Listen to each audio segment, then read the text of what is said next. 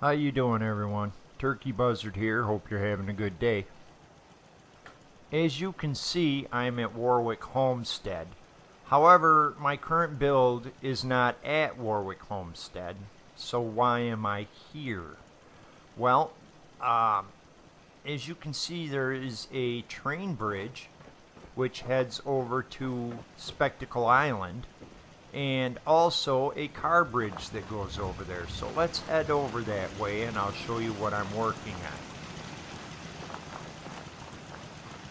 Now, I've done quite a few builds in the past that had train tracks running through the settlement that I was building. And it never failed. Every time I built one of these settlements, down in the comments, there was always at least one or two comments saying you should build a depot or you should build a train yard.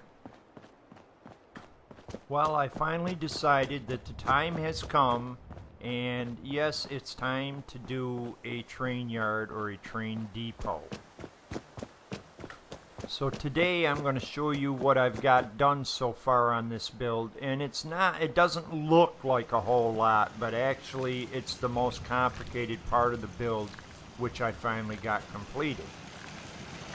Coming into the depot, there's a guard tower and some turrets set up here, and it's the same way on the other end of the island. Now over here we have a train switching station, and it's just your normal train switching station, and outside the station on the side of it is a controller box, and you will find one of these switching stations every place that the tracks split in this depot.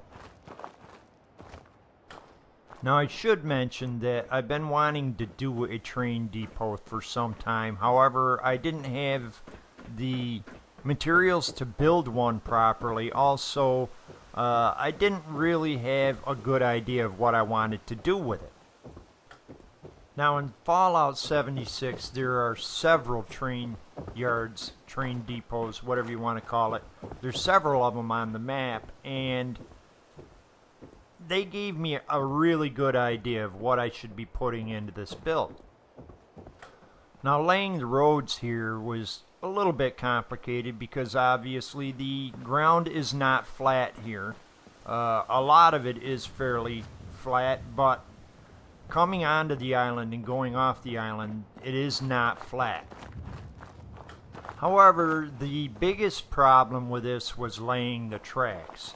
Every place that these tracks split up, they had to meet back up again in another area, and that was not easy to do. Now, I have this radio tower set up here. I'm using it mainly as a landmark. With all these switching stations on the island and these tracks running everywhere, it's easy to get turned around and not know which end of the island you're standing on. So I use that radio tower sort of as a landmark to show me where I am. Now, obviously, in a train yard, these tracks split up because there are several warehouses where various cars need to go to be loaded or unloaded, and yet other areas where cars need to go for repairs. And eventually they come back together when they leave the train yard. And of course, this is the other end of the island, which heads over to the castle.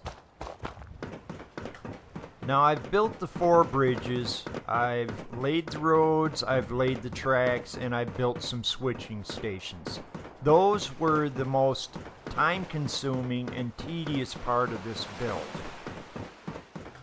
Now, me being me, I always tend to go overboard, and this is no exception. As you can see, the tracks head off into Boston, who knows where, and we're nowhere near Spectacle Island.